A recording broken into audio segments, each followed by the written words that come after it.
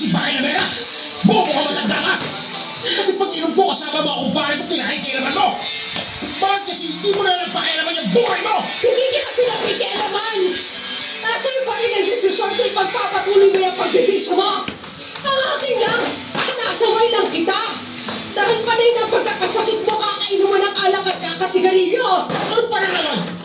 Pakikialam pa rin yung tawag doon! Pinaganda mo lang! Parang awa mo na! Huwag mo ko saktan, matanda na ako! Wala akong pakialam!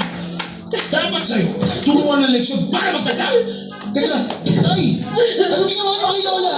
Bakit ganyan ang tsura niya? Huwag kang pakialam dito! Anong huwag pakialam? Sinaktan niyo ata si Lola eh!